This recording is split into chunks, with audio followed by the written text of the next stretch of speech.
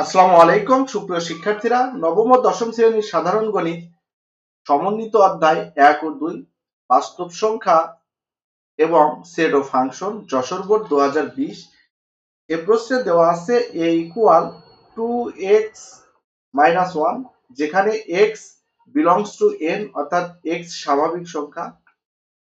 2 নম্বর দেওয়া আছে b equal x belongs to n such that x square less than 10। এটি একটি সেট গঠন পদ্ধতি সেট দেওয়া আছে, অর্থাৎ x হচ্ছে স্বাভাবিক সংখ্যা মধ্যে আছে, যে স্বাভাবিক সংখ্যার উপর বর্গ করলে 10 থেকে ছোট হবে, এবং সি সেট আছে x belongs to n such that 2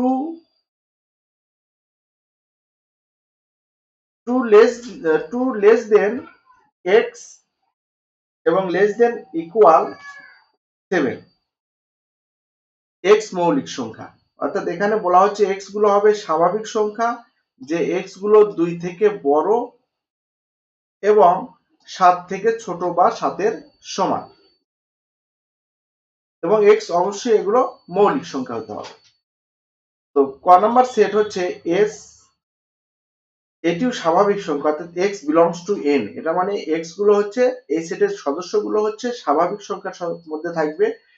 আবার বলা হচ্ছে যে স্বাভাবিক সংখ্যার উপর বর্গ করলে x স্কয়ার গ্রেটার দেন 15, অর্থাৎ যে স্বাভাবিক সংখ্যার উপর বর্গ করলে 15 থেকে বড় হবে, এবং ঘন করলে লেস দেন 225 অর্থাৎ 225 থেকে ছোট হবে। এসকে তালিকা পদ্ধতিতে প্রকাশ করো। তো আমরা জানি n হচ্ছে স্বাভাবিক সংখ্যা। তো স্বাভাবিক সংখ্যাগুলো হলো আমাদের এটা দেওয়া আছে, এই সেটটি সেট গঠন পদ্ধতিতে দেওয়া আছে। আর স্বাভাবিক সংখ্যাগুলো হলো n হচ্ছে 1 2 3 এরকম উপরের দিকে যত সংখ্যা আছে সকল সংখ্যা। তো আমরা x ইকুয়াল 1 2 আমরা বসাইবো না, কারণ 1 এর উপর বর্গ করলে এটা আমাদের কখনোই 15 থেকে বড় হবে না, কারণ 1 এর উপর বর্গ করলে এটা 1 হবে, 2 এর উপর বর্গ করলে এটা 2 হবে। তো আমরা 3 থেকে শুরু করি। 3 এর উপর বর্গ করলেও 15 থেকে বড় হবে না, তারপর 3 থেকে শুরু করি। 3 এর উপর বর্গ করলে হয় 9, যা 15 থেকে বড় নয়, এটা হচ্ছে 15 থেকে বড় নয়। আবার 3 এর উপর ঘন করলে হয় 3 গুণ 3 গুণ 3 অর্থাৎ 27। তো 27 এটা 225 থেকে ছোট। একটি শর্ত পূরণ করছে, কিন্তু প্রথম শর্তটি পূরণ করে নাই, তাই এটা এস এর উপাদান হতে পারবে না। এরপর আমরা x ইকুয়াল 4 হলে 4 এর উপর আমরা স্কয়ার করব, x স্কয়ার মানে 4 স্কয়ার, 4 স্কয়ার করলে হয় 16 অর্থাৎ 16, যা 15 থেকে বড়। এটা আমাদের প্রথম শর্ত পূরণ করেছে, এবং 4 এর উপর কিউব হলে 64 হয়, যা দ্বিতীয় শর্ত পূরণ করেছে, অর্থাৎ এটি আমাদের এস এর এলিমেন্ট হতে পারবে, 4 হতে পারবে। 5 এর উপর বর্গ করলে কত হয় 25, 25, যা 15 থেকে বড়, এটাও আমাদের চলবে, এবং ঘন করলে কত হয় 125, কিউব করলে 125, যা 225 থেকে ছোট, 5 আমাদের চলবে। তারপরে দেখো 6 এর উপর স্কয়ার করলে কত হয় 36, 36 আমাদের 15 থেকে বড়, এবং 36 কিউব করে 216, যা 225 থেকে ছোট। দুটি শর্তই পূরণ করেছে, তার মানে এটাও চলবে। এরপরে 7 এর উপর স্কয়ার করলে হয় হচ্ছে 49, যা 15 থেকে বড়, একটি শর্ত পূরণ করেছে। 7 এর উপর কিউব করে 234, যা 225 থেকে ছোট নয়, অর্থাৎ এই শর্তটি পূরণ করে নাই, তার মানে এটা চলবে না। তার মানে 7 ও চলবে না, 3 ও চলবে না, শুধু 4 5 6 হবে এস এর সদস্য বা উপাদান। তাহলে এস সেট হবে 4 5 6। আমরা এই সেট গঠন পদ্ধতিটি তালিকা পদ্ধতিতে প্রকাশ করলাম। এরপরের প্রশ্ন আছে, প্রমাণ করো যে a এর বর্গমূল একটি অমূলক সংখ্যা। তো আগে যেখানে x ইকুয়াল 3 দেওয়া আছে, তো এখানে 3 বসিয়ে 3 আর 2 গুণ করলে 6 হয়, 6 থেকে 1 গুণ করলে 5, এর মান 5, এবং সেটার বর্গমূল হবে √5। এটি একটি অমূলক সংখ্যা, এটা প্রমাণ করতে হবে। তো আমাদের দেওয়া আছে a ইকুয়াল 2x - 1, যেখানে এক্স হচ্ছে স্বাভাবিক সংখ্যা, এক্স বিলংস টু এন, এটার অর্থ এক্স হচ্ছে স্বাভাবিক সংখ্যা, মানে 1 2 3 এগুলো। তো এক্স এর মান এখানে 3 দিয়েছে, এক্স এর মান 3 বসালে এর মান আমরা পাই 5। তাহলে প্রমাণ করতে হবে যে এ এর বর্গমূল অর্থাৎ √5 একটি অমূলদ সংখ্যা। এর বর্গমূল হলো √5, এই √5 হলো একটি অমূলদ সংখ্যা। তো √5 এটি একটি অমূলদ সংখ্যা।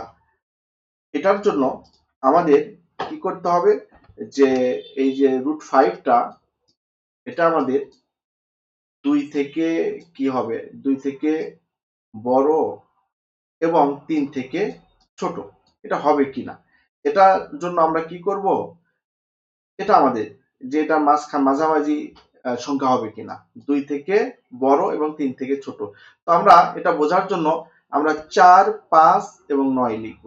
তো 4 অবশ্যই 5 থেকে ছোট, 4 থেকে বড় 5 এবং 9 থেকে ছোট হচ্ছে 5, অর্থাৎ 5 এর পাশাপাশি দুটি বর্গ সংখ্যা আমরা খুঁজে নিয়েছি, 4 আর একটি হলো 9। এখন সবগুলোর উপর আমরা বর্গমূল করে দিব। বর্গমূল করলে দেখো 4 এর উপর বর্গমূল করলে কত হয় 2 এবং 9 এর উপর বর্গমূল করলে কত হয় 3। এখন আমরা বুঝতে পারলাম যে এই যে √5টা 2 অপেক্ষা বড় এবং 3 অপেক্ষা ছোট, অর্থাৎ 2 আর 3 এর মাঝামাঝি কোন সংখ্যা। তাহলে সুতরাং √5 এর মান 2 অপেক্ষা বড় এবং 3 অপেক্ষা ছোট। এইটুকু আমরা নিশ্চিত হতে পারলাম যে 2 এটি কোন √5 এটি কোনো পূর্ণ সংখ্যা নয়, কারণ 2 এবং 3 এর মাঝামাঝি কোনো পূর্ণ সংখ্যা নাই।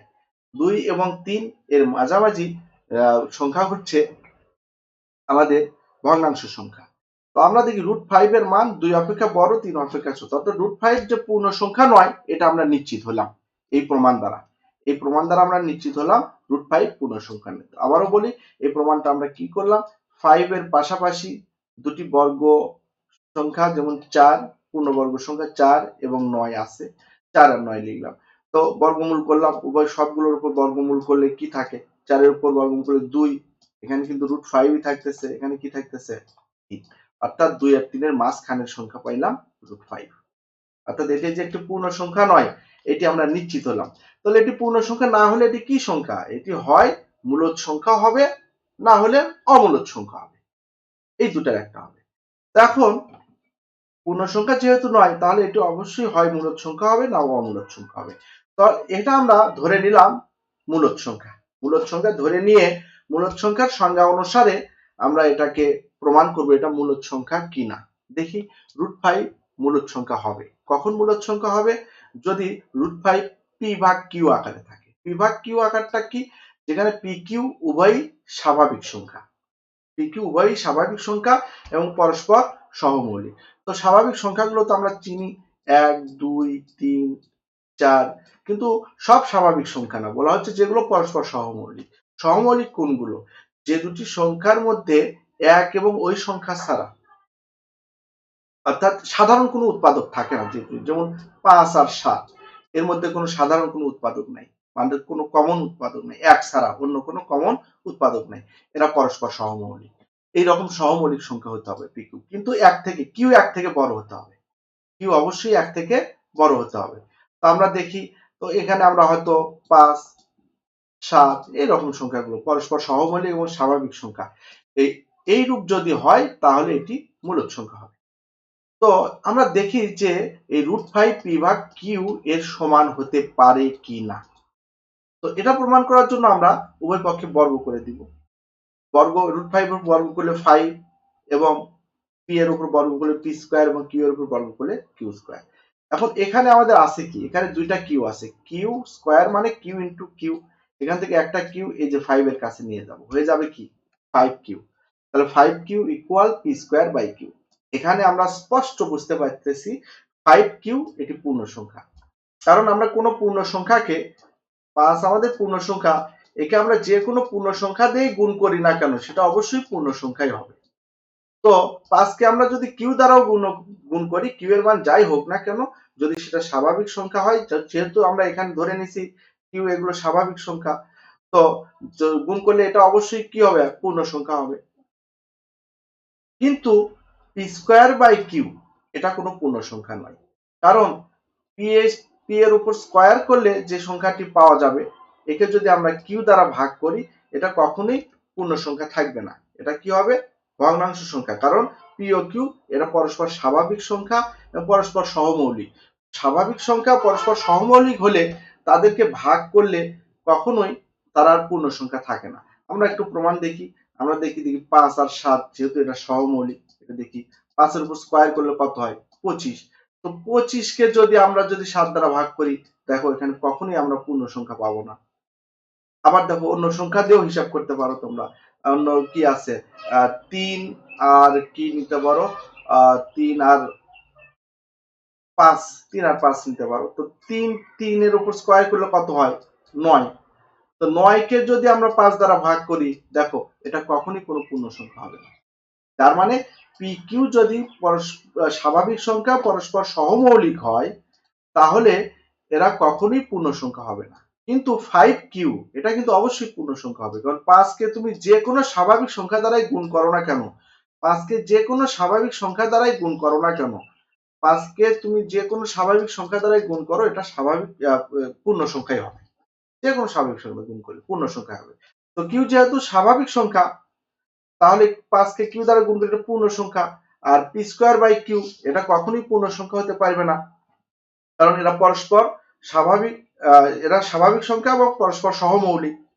তো এটার একটির বর্গকে যদি আমরা অন্যটি দ্বারা ভাগ করি তো এটা কখনোই পূর্ণ সংখ্যা থাকবে না। তার মানে 5 কিউ আর পি স্কোয়ার বাই কিউ এটা কখনোই সমান হতে পারে না। 5 কিউ পূর্ণ সংখ্যা আর পি স্কোয়ার বাই কিউ কিন্তু পূর্ণ সংখ্যা নয়, কারণ পি ও কিউ স্বাভাবিক সংখ্যা, এরা পরস্পর সহমৌলিক, আবার কিউ এক থেকে বড়। এই শর্তগুলোর উপর যদি পি ও কিউ থাকে তাহলে পি স্কোয়ার বাই কিউ কখনোই স্বাভাবিক সংখ্যা হতে পারবে না, পূর্ণ সংখ্যা হতে পারবে না। তাহলে এই 5 কিউ পূর্ণ সংখ্যা আর পি স্কোয়ার বাই কিউ পূর্ণ সংখ্যা নয়, একটি পূর্ণ সংখ্যা আর একটি ভগ্নাংশ সংখ্যা কি কখনো সমান হতে পারে না, হতে পারে না। তাহলে আমরা কি লিখতে পারি 5 কিউ এবং পি স্কোয়ার বাই কিউ কখনোই সমান হতে পারে না, এটা অসমান, এটা কখনোই সমান হতে পারে না। তাহলে √5 এর মান পি ভাগ কিউ আকারে কোনো সংখ্যাও হতে পারবে না, যেহেতু এরা সমান নয় তার মানে পি ভাগ কিউ আকারে কোনো সংখ্যা হতে পারে না, অর্থাৎ 5 Q is not equal P by Q. সুতরাং √5 মূলদ সংখ্যাও নয়। তাহলে এটা কি, এটা আমরা আগে প্রথম প্রমাণ করলাম এটা পূর্ণ সংখ্যা নয়। প্রথম আমরা কি প্রমাণ করেছি, প্রথম প্রমাণ করেছি এটা কোনো পূর্ণ সংখ্যা নয়, পূর্ণ সংখ্যা নয়। আর দ্বিতীয়বার আমরা কি প্রমাণ করলাম, এটি মূলদ সংখ্যাও নয়। তাহলে কি এটা, তাহলে এটা হচ্ছে অমূলদ সংখ্যা। √5 অমূলদ সংখ্যা প্রমাণিত। এরপরের প্রশ্ন আছে